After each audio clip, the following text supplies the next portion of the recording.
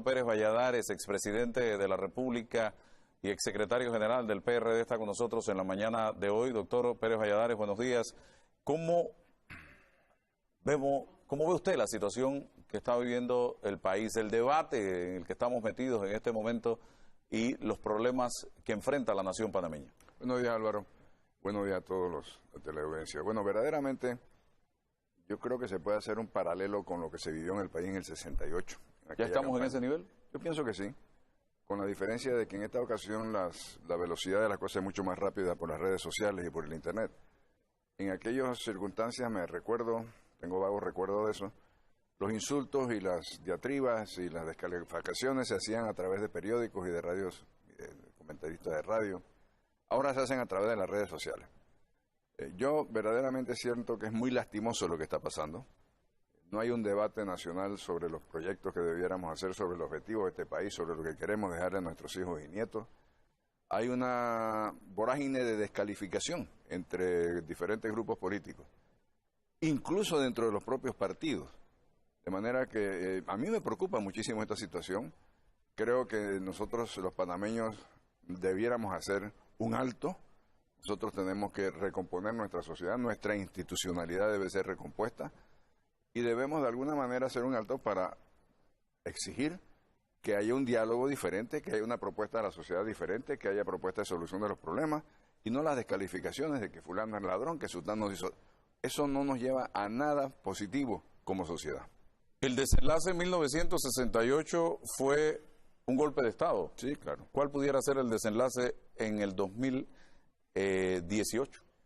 Bueno, yo no quisiera pensar que es posible un golpe en el 2018, pero acuérdense que en el 68 la Guardia Nacional era el dirimente histórico de los conflictos políticos. Eso afortunadamente ha desaparecido. Sin embargo, no sé cuál será el final de esta campaña, aparte de suponer que en algún momento debe haber la madurez política de los diferentes actores para hacer un alto entre todos.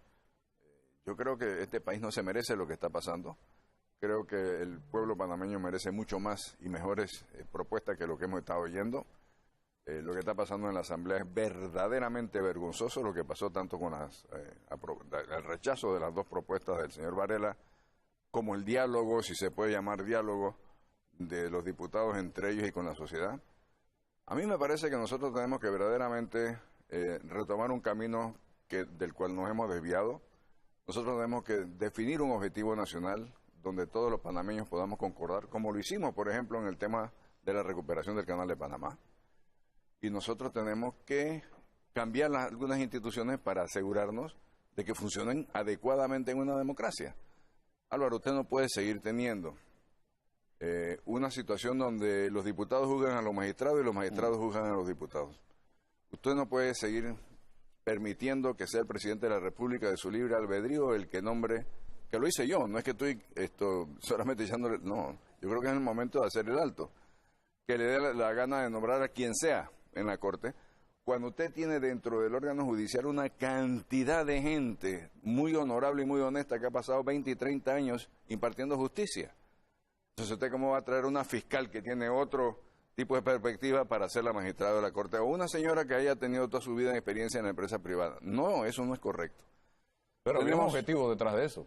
Bueno, claro, yo supongo, pero tenemos que cambiar esas cosas para asegurarnos, por ejemplo, que haya un mecanismo mediante el cual se puedan escoger de dentro del propio órgano judicial los magistrados de la Corte Suprema de Justicia, que ese órgano judicial tenga una total independencia del Ejecutivo, creando, por ejemplo, un mecanismo constitucional mediante el cual el presupuesto del órgano judicial será un porcentaje del Producto Interno Bruto, por decirte algo, que no tenga injerencia el Ejecutivo, porque ahí es donde vienen los condicionamientos, ¿no?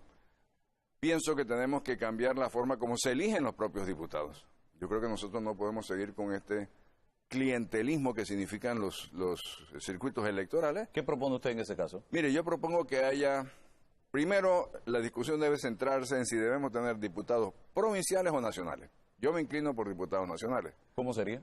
Y luego, yo creo que es importantísimo que removamos esas candidaturas de diputados del clientelismo que se ha generado a través de estos circuitos electorales y lo hagamos en consecuencia por listas cerradas de partido. Ah, tú puedes decir que eso es pasarle un poco del clientelismo a lo interno del partido. Puede ser. El dedo. Puede ser, pero tú puedes establecer mecanismos de escogencia de manera que los que encabecen las listas partidarias sean los mejores cuadros de los partidos. O sea, eso es mucho más sencillo que es pretender dominar o de alguna manera orientar quienes sean o no diputados dentro de un circuito electoral. Hablemos del diputado nacional. ¿Cómo sería el diputado nacional? ¿Ese candidato tendría que recorrer el país como lo hace el candidato a presidente? No, yo creo que esto sería pasarle un poco más de ese poder al partido. Ah, ok. De manera que tú votes por una lista. Claro. Como es en el Parlacén. Como es en el Parlacén, exactamente. Y por supuesto que habrá recorrido con los candidatos a presidente. La gente tendrá la oportunidad de conocer a las personas, pero la expectativa de tener una mejor calidad y menos clientelismo en esa asamblea pasa por el C. El partido necesariamente por ese paso. Nos ofrecería una lista de 71 candidatos. Yo creo que son menos lo que tenemos, lo que necesitamos. Menos. Yo pienso que deben ser mucho menos. Yo pienso que quizás 2 diputados por provincia sería más que suficiente. Tiene, por ejemplo, en los Estados Unidos, un país de tantísimos millones de habitantes, tiene 2 senadores por estado.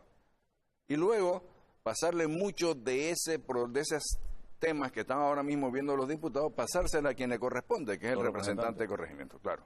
Y por supuesto potenciar la posibilidad del representante de poder solucionar los problemas con su comunidad. Pero esto debe ser producto de una reforma constitucional.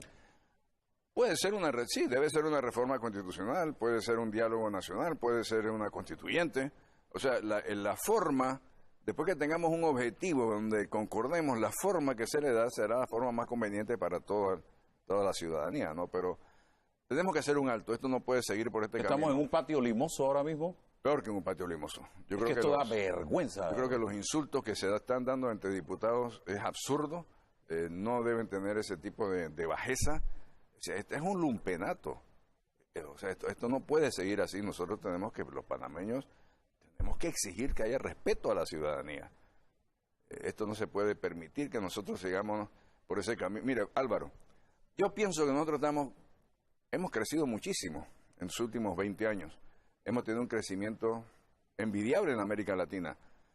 Creo que ya hemos llegado al momento donde estamos a un paso de entrar al grupo de países desarrollados o a un paso de un barranco al estilo Sudamérica, ¿no? A lo que ha pasado en algunos países de Sudamérica.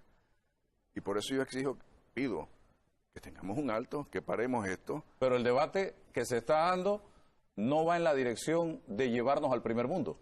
No, va exactamente en la contraria. Por eso, yo creo que por eso te reitero, nosotros exigimos que aquí haya un alto y que nosotros volvamos a encarrilar el camino del país por el sendero del desarrollo que debe ser. Liderazgo. ¿Hay liderazgo en este momento? Mire, yo creo que en la medida en que nosotros podamos señalar objetivos propios, es decir, por ejemplo, yo hablo por mi partido, en la medida que mi partido pueda compartir un objetivo y que nos permita ese objetivo, un diálogo social, yo creo que en esa misma medida tú vas a ver los liderazgos surgir. El problema es que ahora mismo, no solamente en el partido, en la clase política en general, tú preguntas cuál es su objetivo, usted quiere ser presidente, ¿para qué? Y las personas dicen, bueno, pues yo quiero arreglar el sector agropecuario. Sí, a ver, ¿y cómo lo va a arreglar? Y, o sea, porque todos queremos, sí, Dios, amor y la patria, pero ¿y cómo se hace? Entonces yo creo que ese es el primer tema, por lo menos al interno de mi partido, es que podamos señalarnos objetivos que podamos cumplir. Y luego, parar esta precampaña, es decir, el Tribunal Electoral tiene razón. Nosotros no podemos adelantar la campaña política tantísimo tiempo. Yo creo que nosotros tenemos que señalar y hacer el Comité Ejecutivo Nacional del partido nuestro tiene que hacer un alto y decir, mire, señores, ustedes pueden hablar con quienes ustedes quieran de la estructura del partido, pero no pueden estar en una precampaña. Y al final del día, si tenemos un objetivo compartido, entonces debe ser el Comité Ejecutivo Nacional quien decide a quién puede o no cumplir ese objetivo. Aquí no puede ser este democratismo que todo el mundo cree que tiene la capacidad para llevar el país hacia adelante sin verdaderamente una propuesta real. La Corte, sin 2 magistrados, porque ya al señor Ortega y al señor Mejía se les venció el plazo desde el 31 de diciembre pasado. Hay un tercer magistrado que está de manera interina, que reemplazó el suplente del señor Alejandro Moncada. Hay un cuarto magistrado que no se sabe si está incapacitado o no está incapacitado, el señor Fábrega. ¿Qué pasa allí? Y el presidente siguen pasando los días y no nombra, no hay consulta, doctor. Bueno, yo te reitero, ¿no? El problema coyuntural es ese. El problema de fondo es que nosotros no podemos seguir nombrando a los magistrados de la Corte de la forma como ahora hemos venido haciendo. Evidentemente, esta cultura política nuestra no nos permite hacer lo que se hace en otros países en ese sentido. Y luego, lo coyuntural, a mí me parece absurdo que habiéndose pasado ya un mes y medio del periodo en que debían ser nombrados los nuevos magistrados, no haya un pronunciamiento del Ejecutivo. Hubo uno, se lo rechazaron. Yo en la posición... Sabiendo que se lo iban a rechazar. Sí, claro. Yo en la posición del presidente hubiera llamado a los diferentes actores políticos y hubiera tratado de hacer un acuerdo de manera que el país no sufra esta incapacidad que estamos sufriendo. Y luego, usted ve a un magistrado en efecto suplente por tantísimos años que como que no lo nombran como un mecanismo de que, bueno, si tú aspiras tienes que portarte bien con lo que yo te pida. O sea, uno supone, piensa que puede haber allí un quid pro quo de esa situación. Todo esto ayuda a que tengamos este clima de inseguridad, este clima de incertidumbre, este clima donde nadie cree en nadie, que dicho sea de paso, esos climas han creado en otros países el surgimiento de supuestos mesías, que luego al final del cabo y al cabo del tiempo acaban siendo el gran fracaso para esos países, ¿no? ¿Qué piensa Ernesto Pérez Valladares de la muerte civil? A mí me gusta la idea. A mí me gusta mucho la idea. Me parece que es un mecanismo de castigo civilizado, por llamarlo de alguna forma. Es un mecanismo de asegurarse que las personas sepan que van a morir civilmente si incurren en ese tipo de delitos. A mí me parece que es una excelente idea. Bien, pero parece que no está avanzando en la Asamblea. Es que pones al ratón a cuidar al queso, ¿no? Por eso, Álvaro, regresamos al punto 1. Tenemos que hacer reformas institucionales. O sea, el país no... Por supuesto, yo entiendo que este es un tema incluso de una discusión un poco elitista, ¿no? Porque al final del día el ciudadano panameño común y corriente está diciendo, bueno, y a mí la Constitución, ¿qué me da y qué me viene, no? Tengo que matricular a mi hijo en la escuela. Exactamente. Y luego hay que buscar el mecanismo de explicar que esa piedra base que es la Constitución es de donde se derivan todas las otras estructuras del Estado. Yo le digo a mucha gente, ¿tú te acuerdas cuál fue el primer bloque que tú pusiste en tu casa? Nadie se acuerda.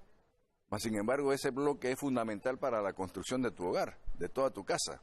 Es lo mismo con la Constitución.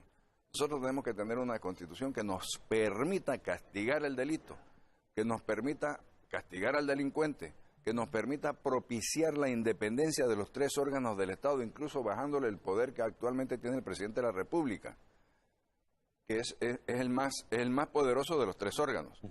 Tenemos que buscar la independencia de la Corte, tenemos que buscar una asamblea donde verdaderamente se discutan leyes por el bien nacional y no clientelismo de circuitos electorales. De manera que sí, y de ahí se derivan muchísimas otras cosas. Por ejemplo, yo no conozco ningún país que haya salido del subdesarrollo sin una inversión masiva en educación. ¿Sabe? Tenemos los mecanismos para hacerlo. El Canal de Panamá nos da 1.600 millones de dólares este año. ¿Por qué no utilizamos parte de eso para crear un fondo especial para la calidad y la cantidad de la educación? Mandando 5.000 educadores a que aprendan inglés, no vamos a hacer de este país un país bilingüe. ¿Se aprende inglés en 6 meses, en 5 meses? Bueno, ya tú ves el resultado. Solamente 70 de los 5.000 se calificaron. Aquí en algún lado lo declaró el viceministro y luego salió la ministra ayer tratando de recomponer lo que habían... Pero la realidad es esa. Y una cosa es que tú aprendas inglés y otra cosa es que tú tengas capacidad de enseñar cualquier idioma. De manera que eso es una demagogia, eso de haber mandado 5.000 educadores a un alto costo para prepararse aprendiendo inglés, que luego a lo mejor no podrán ni siquiera enseñar. Yo creo que nosotros tenemos que parar esas cosas, nosotros tenemos que tener una visión de país diferente.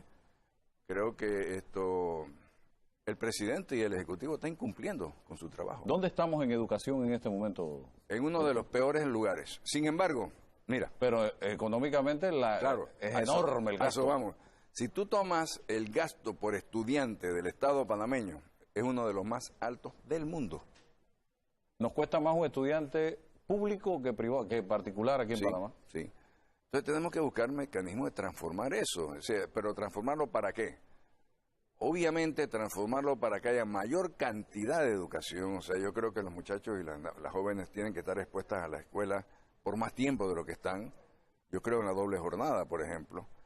Nosotros tenemos que buscar el mecanismo de que lo que se enseñe sea de calidad y sea competitivo a nivel mundial.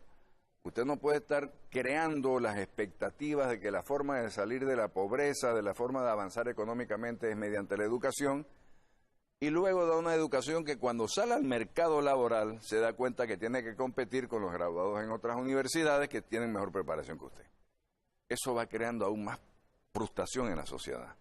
Así es que, yo sé que no es un tema, Álvaro, que se va a dar en 5 años. Por supuesto que no. El problema tampoco se dio en 5 años. Es decir, la situación que tenemos en la educación es un tema de una inversión continua que por lo menos tomará una generación para que empecemos a ver los frutos. Y no se nota que empecemos. No se nota que empecemos y se nota que hay extrema demagogia en todo el tema educativo. Oiga, hemos gastado toneladas de tinta, hemos gastado cantidad de rollos de papel, cantidad de horas de televisión y de radio hablando de los corruptos. ¿Cuántos corruptos hay condenados en 4 años de gobierno? Cuando aquí se comenzó el 1 de julio del 2014 señalando la corrupción como el gran delito y a todos los corruptos habidos y por haber. Yo no veo a ninguno, corrígeme tú, pero yo veo que por el momento no hay nadie condenado, hay procesos, hay algunos que se están cayendo, como el caso de Impregilio. Yo pienso que hay que empezar, como te decía antes, por hacer una corte independiente de verdad. Y por cambiar algunas cosas, Álvaro. Usted antes de ser diputado, o antes de ser presidente, o miembro del Parlacén, usted es un ciudadano. Y en consecuencia, el ciudadano debe tener el mismo trato, siempre igualitario. No importa que usted tenga un cargo momentáneo de diputado o de presidente, usted es un ciudadano y en consecuencia debe regirse por la ley que todos los ciudadanos nos regimos sin ningún beneficio ni ninguna prerrogativa especial. Así es que lo que estamos viviendo es casualmente eso. ¿Por qué está la Corte involucrado en hacer investigaciones al expresidente Martinelli? Porque eso es lo que establece la Constitución, siendo él un funcionario o un diputado del Parlacén. ¿Usted me dice a mí que la Corte tiene la capacidad investigativa? Por supuesto que no la tiene. No la tiene. Entonces estamos frente a un problema que la gente incluso en la calle dice, claro, como es él, como es rico, como él tiene dinero, no le va a pasar nada. Va creando ese ambiente negativo que estamos respirando en la sociedad panameña. El tren a Chiriquí, ¿qué dice Pérez Valladares? Que es chiricano. Bueno, a mí me gustaría que nos lo regalaran, pero usar dineros del canal para hacer un tren me parece absurdo. Yo creo que nosotros los dineros del canal tenemos que invertirlo en educación, en mejoramiento de los sistemas de vida panameña. El tren puede ser una prerrogativa interesante, si fuera como hicieron ver al principio, sin decirlo, pero insinuaron que era un regalo de los chinos. Sí, nunca nos hablaron de que teníamos que pagarlo nosotros. Pero ahora, usando dinero nuestro para pagar, yo creo que hay otras inversiones mucho más prioritarias que tener un ferrocarril que una Chiriquí con... ¿Los chinos no le regalaron a Costa Rica un estadio? Bueno, pero un estadio no son 5.000 millones. Exacto, pero quitémosle algo, ¿no? Oiga, 126.000 jóvenes tendrán la oportunidad de votar por primera vez en el 2019, de decidir quizás quién sea el próximo presidente de la República. Pero tenemos una juventud que está totalmente desconectada de la realidad del país, no le interesa, porque ¿qué están viendo en el escenario? Corrupción, este debate estéril que estamos observando, y eso al joven no lo conecta. ¿Qué piensa Pérez Valladares? Estoy totalmente de acuerdo contigo. Yo creo que los jóvenes tienen otra perspectiva. Yo tengo 8 nietos que están pensando en otra cosa y no necesariamente en el tema político. Es más, el tema político es como, no te metas en eso es como un pantano, es un lodazal.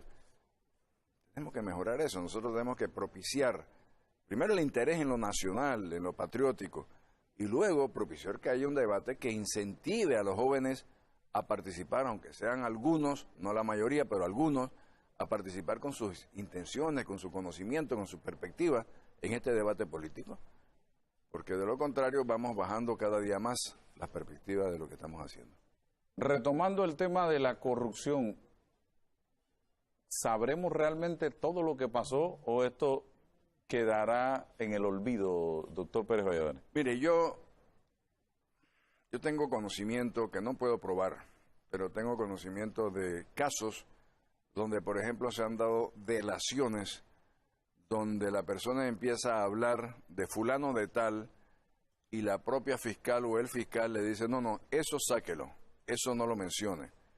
Sí, entonces nos da la impresión de que puede haber un mecanismo de selección de a quién se le investiga y a quién no. Evidentemente, los resultados tú los ves.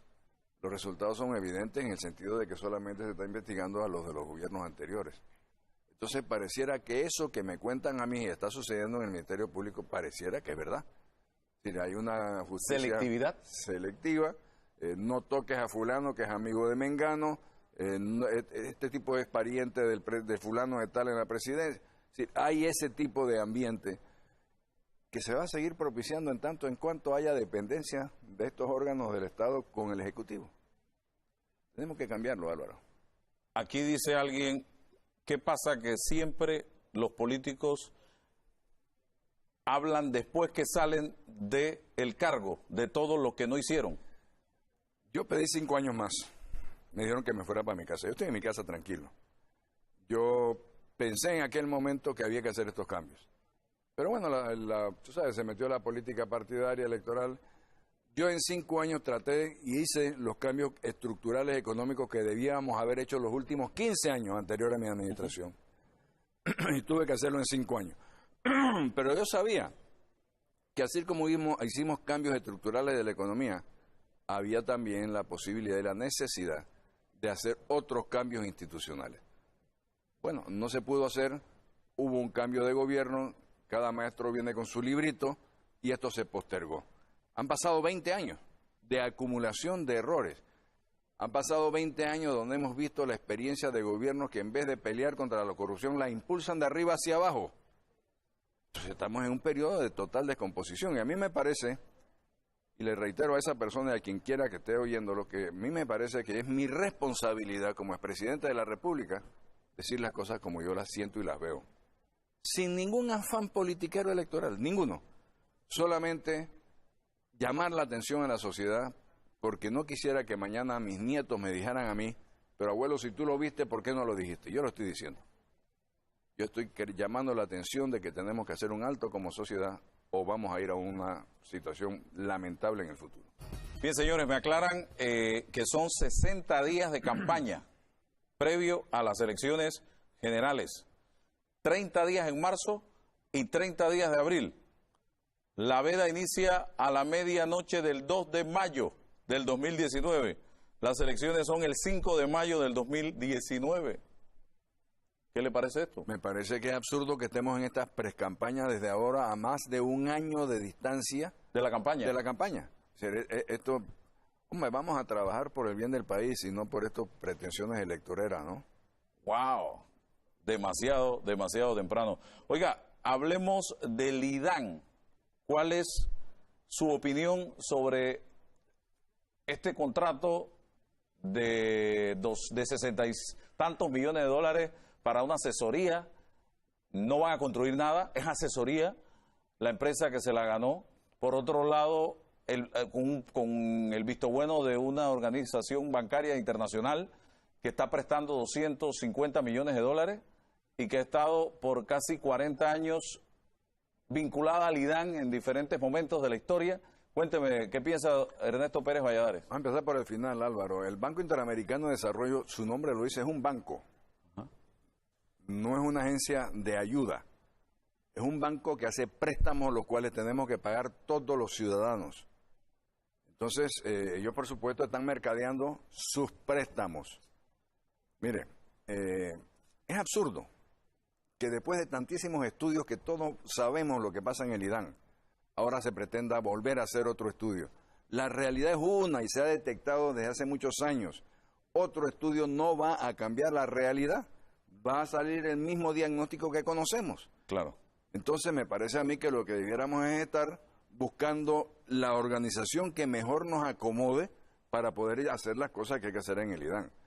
Y yo creo, justamente creo que ayer había un artículo de Guillermo Chapman en uno de los periódicos donde decía que debemos crear las condiciones para que sea una empresa estatal 100% autónoma. Ah, ok. ¿Como quién? Como el canal, Ok. por ejemplo, donde verdaderamente no entre la política, donde puedan hacer las compras de manera adecuada, donde tenga los repuestos al tiempo adecuado, donde tenga un programa de inversión que lleve adelante, porque sabemos perfectamente bien que es un tema excesiva y extremadamente sensible para el pueblo panameño. Pero usted tiene que entender que aunque aquí llueva a cántaros, esa agua hay que purificarla, esa agua hay que transmitirla y esa cuesta dinero. En consecuencia, si usted quiere agua 24 horas en su casa adecuadamente, tiene que pagar el costo de lo que eso significa. Si no, entonces vivamos pues de recogiendo agua de lluvia y se acabó el problema. Yo creo que el IDAN tiene que empezar por separarse de las estructuras administrativas que han hecho imposible el mantenimiento y la compra de los equipos que necesitan. Yo me acuerdo perfectamente bien una anécdota que me contaba a mí el general Torrijos. Él era capitán allá en Tocumen. Uh-huh. Y en ese momento se le ocurrió, para ayudar a la economía del centro ese, del cuartel, hacer una cría de puerco. Pero para la alimentación de los puercos tenía que hacer requisiciones. Se murieron los puercos. La burocracia. Entonces, la burocracia te muestra exactamente lo que está pasando. Eso es lo que, condiciones guardadas, por supuesto, lo que está pasando en esta institución del IDAN es lo mismo. Depende de que el señor Contralor le dé la gana o no, de aprobar o no aprobar. Depende de que se haya habido la suficiente inteligencia para saber que tenga que tener bombas de repuesto. Es decir, esto tenemos que crear un mecanismo autónomo total del gobierno que permita que esto funcione como una empresa estatal, pero con criterios de administración privada. La vía de la privatización o de la empresa mixta que pasó por el gobierno de Pérez Valladares ya se olvidó. No, yo pienso que se puede permitir, siempre y cuando no se cambie la estructura central del IDAN, que es una empresa estatal. Usted puede permitir perfectamente bien que quien quiera invertir en producir agua, por ejemplo, de agua cruda, a entregarle agua para distribuir al IDAN, puede entrar en un contrato de ese tipo con el ente central.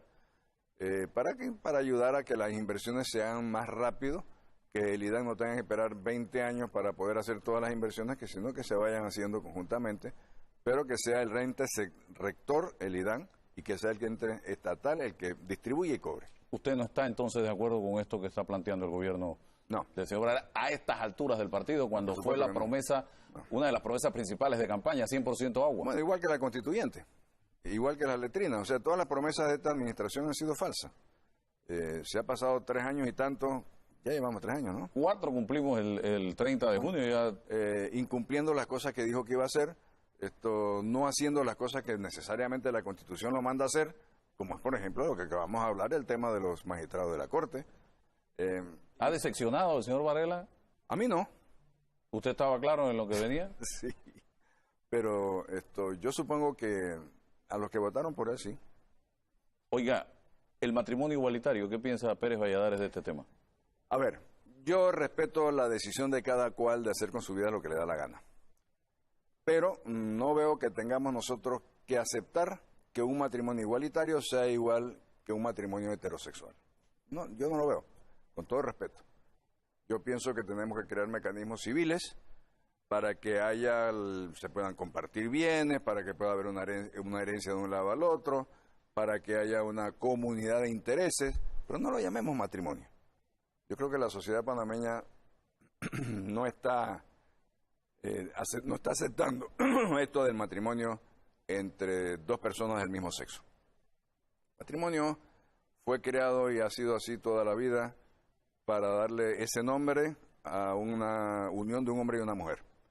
Así es que, reitero, yo respeto las preferencias, yo respeto la individualidad de cada cual, pero no creo que debemos juntar una cosa y la otra. Yo creo que tenemos que tener mecanismos de compartir bienes, mecanismos que permitan la herencia, por ejemplo, de uno de las partes a la otra, sin entrar en esto de que hay una ceremonia civil y que el Estado bendiga de alguna forma esta unión entre dos personas del mismo sexo. Tenemos que acoger lo que muchos califican prácticamente como una sentencia de una Corte Interamericana de Derechos Yo entiendo que aquí estuvo el señor Carreira, me parece que estuvo aquí contigo el otro día, y también estuvo otra persona. Yo no soy abogado, pero entiendo que lo que hizo la Corte Interamericana de Justicia fue dar una opinión, no es una sentencia, y en consecuencia no es vinculante.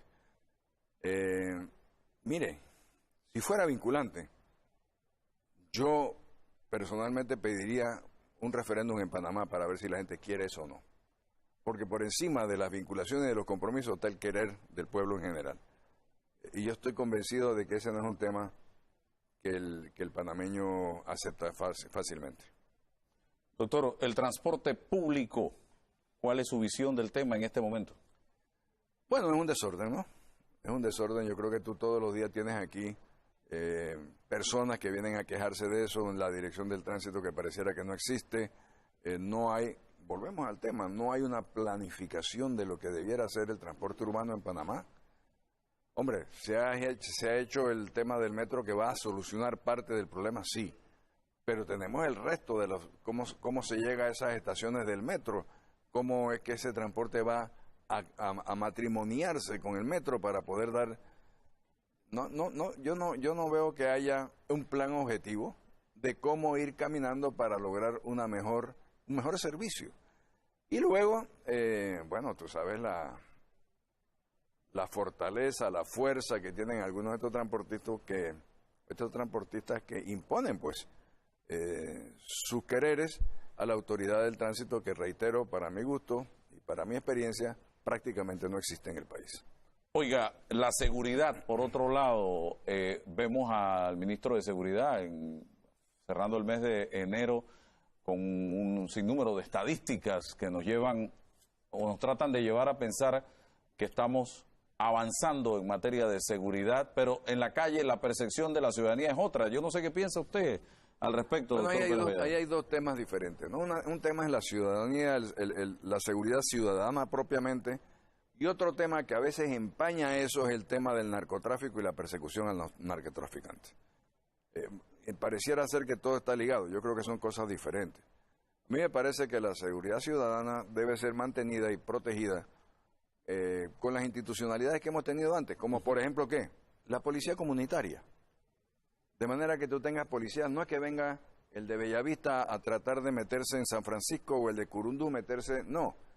Que sean policías que conozcan a las personas que están protegiendo, que sepan y que vinculen su actuación con la comunidad, que detecten automáticamente e inmediatamente cuando haya alguien o algo extraño en esa comunidad. Yo creo que esa policía comunitaria es la que te va a permitir a ti brindar mayor seguridad a las comunidades. El tema del narcotráfico y la inseguridad que eso produce es otro tema, pero no debiéramos mezclar los dos. Yo creo que la ciudadanía lo que está reclamando es que haya mayor seguridad dentro de su propia convivencia social, aparte del tema que el del narcotráfico, que debe ser combatido de otra forma. ¿Calificación en materia de seguridad de este gobierno que prometió barrio seguro?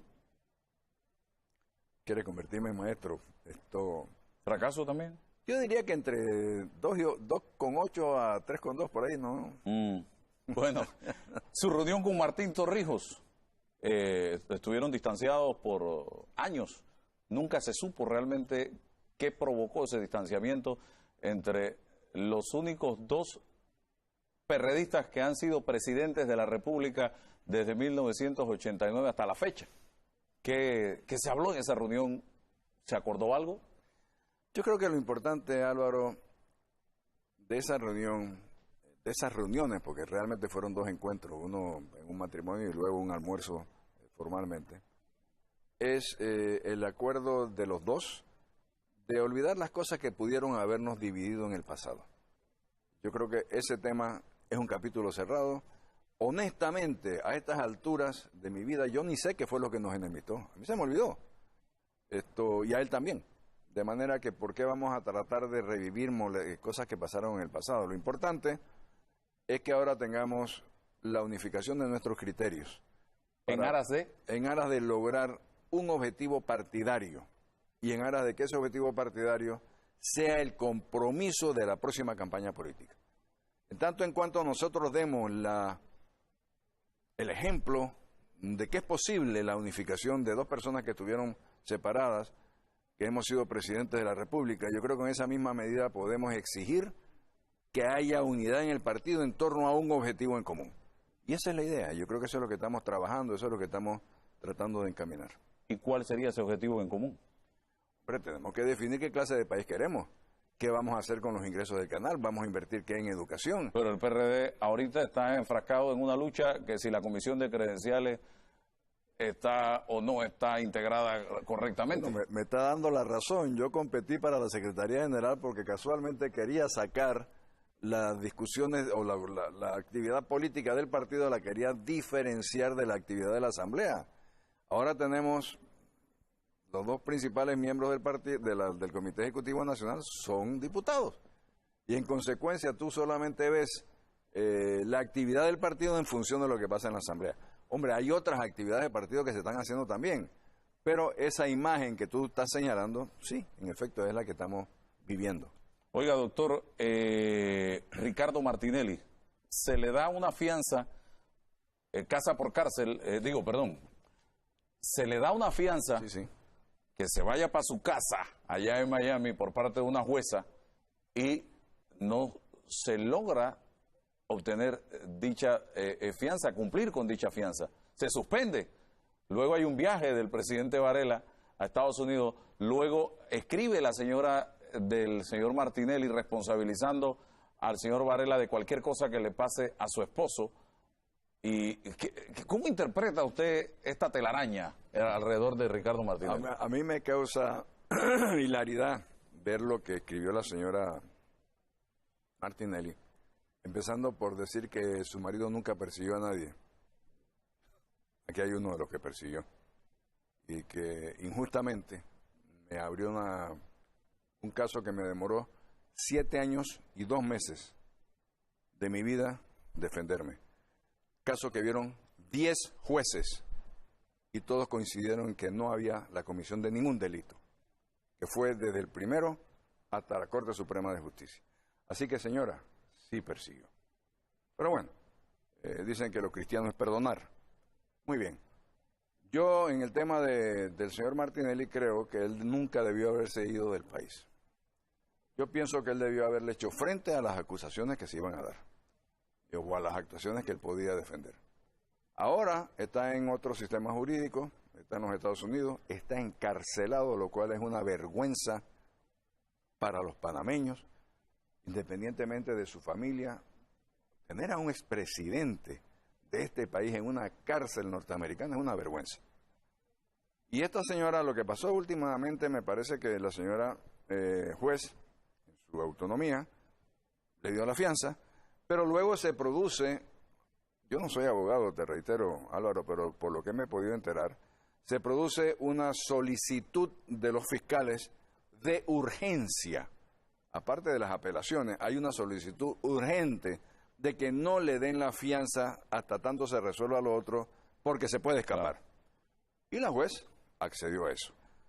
Lo demás es especulaciones de que si verdaderamente yo creo que en ese sistema norteamericano el Ejecutivo tiene muy poca injerencia. Créanmelo, uno de los problemas de Trump no es Ricardo Martinelli. Que la mano del señor Varela esté metida en este tema, como han querido interpretar. Habiendo sido presidente y sabiendo las condiciones que se dan con los Estados Unidos, eso es el ilusorio panameño, tú sabes, eso no... ¿Usted ve a Martinelli en Panamá a través de extradición? Yo creo que sí. ¿O a través de su propia voluntad? A través de los dos lados. Yo creo que él debe, si se tiene un poco de respeto él todavía, debiera evitar el tema de la extradición y venir él voluntariamente a Panamá. Pero si no, eventualmente tendrá la extradición y vendrá. ¿Lo ve corriendo para algún cargo público en las próximas elecciones? Todo es posible. Porque es que los casos se están cayendo. Y será el pueblo panameño quien decida. Si quiere volver a revivir lo que vivimos con él, con toda la corrupción que eso significó, o si queremos proyectarnos como un nuevo país con nuevos objetivos. ¿Sus aspiraciones han resurgido a ocupar la presidencia de la República? No, Álvaro. ¿O se mantiene como la última vez que hablamos aquí? Yo sigo con igual que lo que te dije aquella vez. Mi expectativa y mi posición es, yo no tengo ninguna ambición personal. Yo llamo la atención de lo que está pasando. Yo lo que pido es que el partido se unifique en torno a un objetivo y que luego decidamos quién es la persona que puede llevar adelante ese objetivo ganando las elecciones presidenciales. Pero yo en lo personal no tengo ninguna ambición. Mi ambición, mi deseo es que este país se encamine por mejores rutas. ¿Usted que vamos. Se ofreció en ese momento a presentarse en un momento dado para llevar adelante un proyecto de nueva constitución? Sí. ¿Eso se mantiene? Sí, eso se mantiene. ¿Usted ha hablado de eso con los copartidarios? Yo he hablado con ellos, sí, estoy hablando con ellos. ¿Cuál es el ambiente? En el sentido, mira, el ambiente es, todo el mundo sabe que tiene fiebre, no saben la causa.